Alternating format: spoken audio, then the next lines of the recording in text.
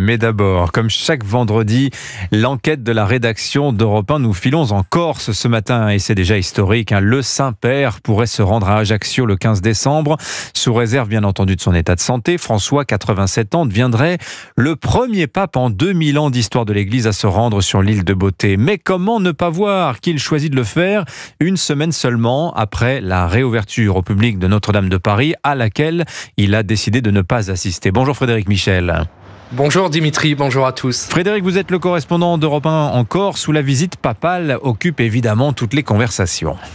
Oui, on peut le dire, les Corses attendent la fumée blanche avec impatience dans la rue, les bars en famille, on ne parle que de ça ou presque. Les hôtels d'Ajaccio ont été pris d'assaut. J'ai traversé l'île cette semaine et partout, de Bastia à Ajaccio, on sent le même engouement, la ferveur populaire. Tout le monde en parle, on parle que de la venue du pape. Le dimanche, on va monter de Casamance, en Haute-Corse. J'habite Corté et je suis prête à aller voir le pape. C'est une chose qui ne s'est jamais vue et je crois qu'il ne se reverra peut-être pas. C'est historique et c'est une terre chrétienne, donc c'est important d'y être. J'ai mon fils qui vient de Paris exprès pour voir le pape. C'est quelque chose d'exceptionnel pour le rayonnement de la ville et pour tout. Joie aussi dans le cœur des catholiques pratiquants. J'ai rencontré un groupe de fidèles de la paroisse Saint-Antoine de Mezzavia, un quartier d'Ajaccio.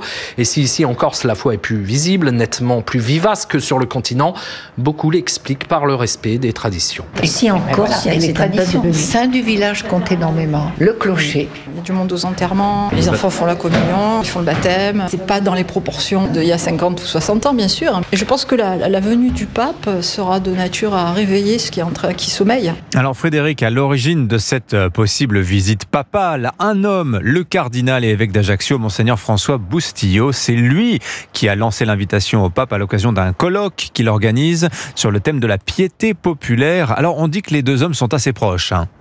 Oui, Monseigneur Bustillo, qui est un jeune cardinal d'à peine 56 ans, est issu du courant des franciscains fondé par saint François d'Assise, ce qui le rapproche du pape François, car même si François est jésuite, il est présenté comme un disciple de François d'Assise. Il a d'ailleurs choisi de prendre son nom. Le cardinal Bustillo a aussi une histoire personnelle qui plaît au pape. Il est né en Espagne, il parle donc la même langue, il a la double nationalité, franco-espagnole. Il a fait ses études théologiques et philosophiques en Italie et à Toulouse. Et on sait aussi qu'en septembre 2023, quand il est créé cardinal, le pape a eu le sentiment que toute la Corse s'était déplacée à Rome. Il a été impressionné par la ferveur de la délégation qui accompagnait Monseigneur Bustillo, dont certains spécialistes estiment qu'il a le profil pour devenir un jour souverain pontife. Je lui ai posé la question à chacune de nos rencontres, mais il a toujours habilement botté en touche. Alors Frédéric, le pape dit oui au papabile et cardinal Bustillo, donc, alors qu'il a refusé de venir à Paris, à l'invitation d'Emmanuel Macron pour la réouverture au public de Notre-Dame de Paris.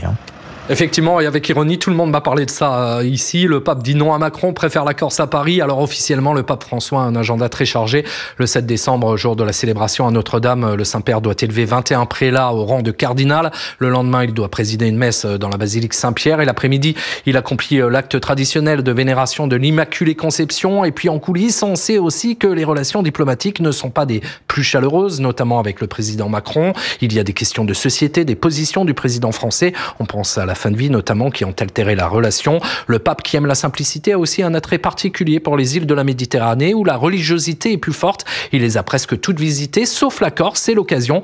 Le président Macron sera bien là pour l'accueillir, même si rien n'est officiellement confirmé. Les services de l'État travaillent sur ce voyage depuis plusieurs jours. Les gardes suisses qui s'occupent de la protection du pape ainsi que des hommes de l'Élysée sont déjà en repérage. L'enquête du vendredi signée du correspondant d'Europe 1 en Corse, Frédéric Michel. Merci beaucoup Frédéric. 7h45.